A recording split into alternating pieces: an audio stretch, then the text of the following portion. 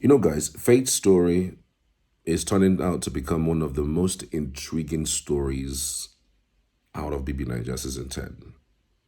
I mean, we've heard stories upon stories, but his own is becoming the most interesting, the most intriguing, and unreal.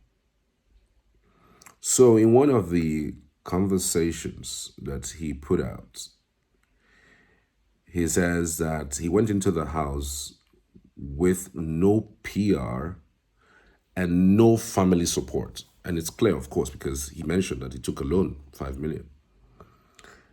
And his manager, the person he actually put all the social media thingy in his hands or in her hands, practically ditched him 2 weeks into the show.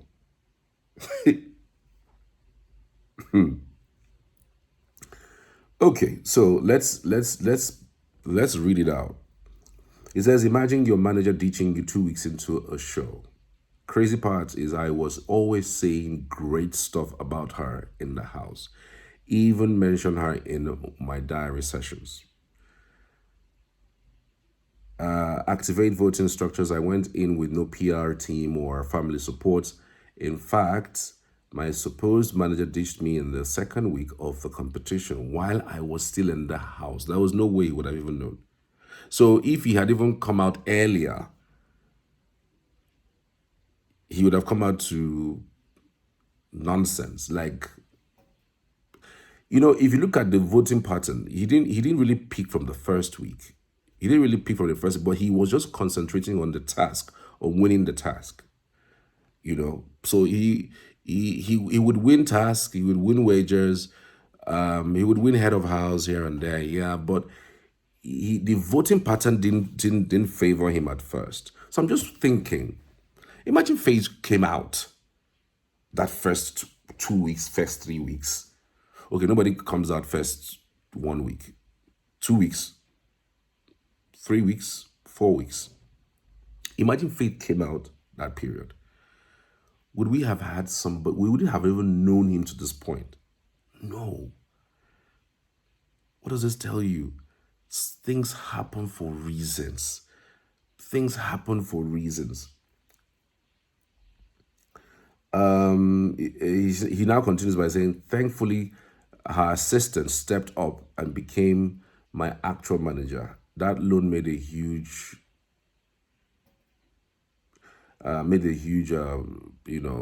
plus or something. Sunrise came in clutch. So in the end, everything happens for a reason. Indeed, in the end, everything happens for a reason.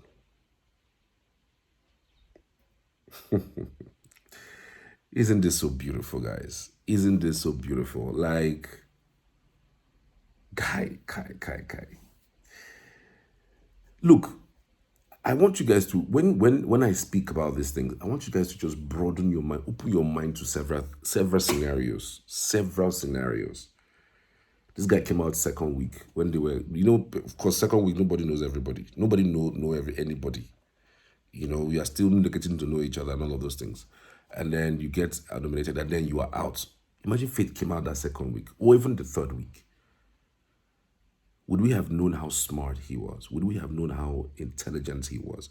Would we have known that this guy were more to him than the thing, the fight with Sultana or the fight with Imisi? Would we have known that?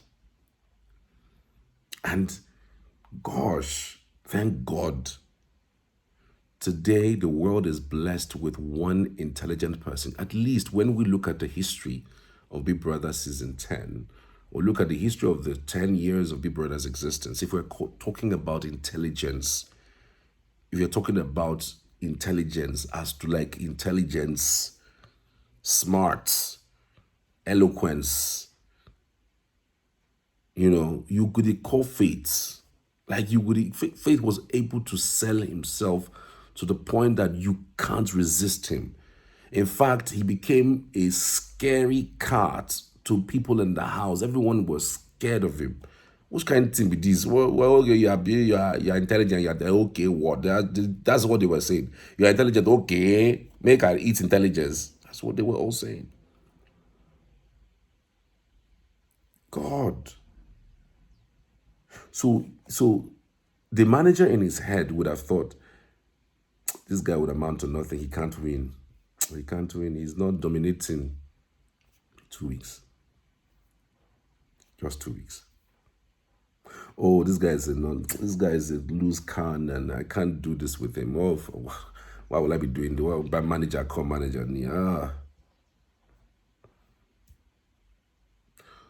See, I don't want you guys to be listening to me and thinking I'm telling all faith stories without trying to even apply it in your own personal life.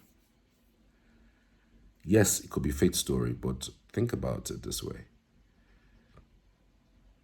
When you are building something new, when you are starting off something new, not everybody, in fact, nobody will come support you. Nobody will come close. He's open. He told you family did not give him any support. He didn't even have a PR person. I'm sure he may not be able to hire one. He just took that loan. Let me just get this loan and see what I can do with this and go in there. He could have even gone in there, maybe, and if he spent some amounts of money to get in there to buy stuff for himself, maybe clothes.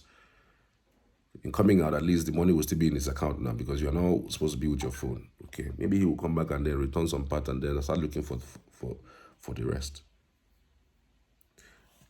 Like it or leave it. Apply this and think through this. When you are starting something new, it doesn't matter what it is, whether in a shop you do or not, anything at all you are starting new, nobody wants to identify with you.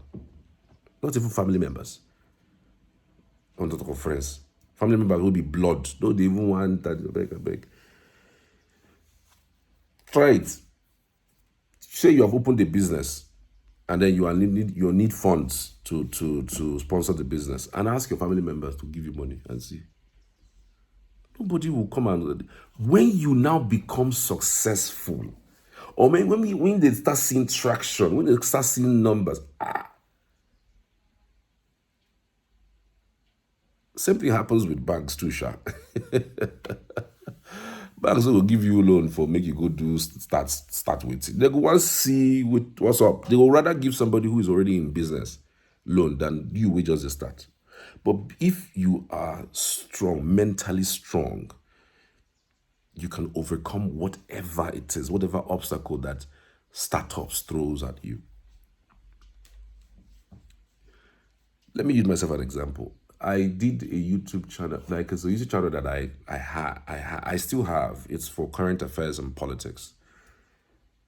When I started, then I was still on radio, still on radio at the time, but now you could beg people watch you. But that channel right now has over 24,000 subscribers, and the views now water. That's after first 3 months, first 6 months. Because of course at that time you'd be looking for watch hour. Now you're looking for subscription and watch hour and all of those things. Nobody could listen. Nobody would listen to you. And you'll be shocked that it is strangers that will come through for you. Go and look at everybody who has gifted gifts to faith. They're all strangers. Mostly strangers. No, go and check. Go and check. No, not even family members. No family members. Strangers.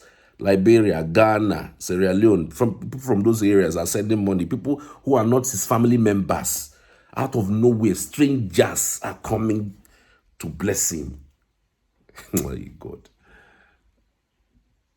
Somebody was disqualified though. And then people who even did not get disqualified. Do you know now there are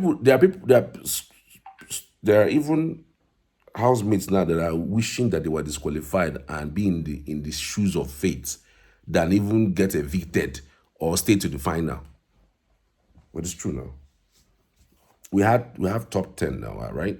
We had top 10, and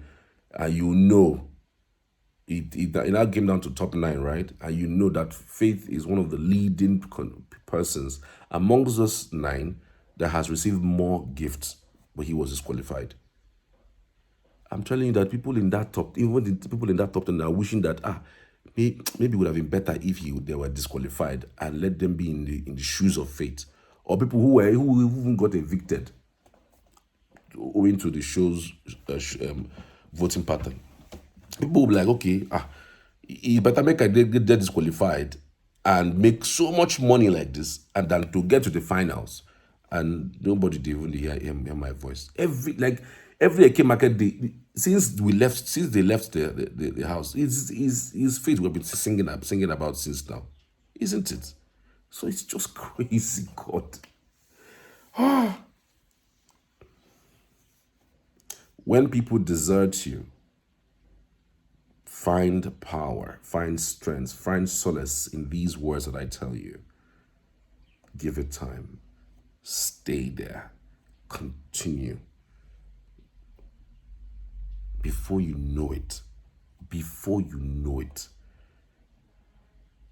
things are going to turn around. And those guys will be begging you begging you with money. I beg, come and take. Thank you for watching. See you on the next one.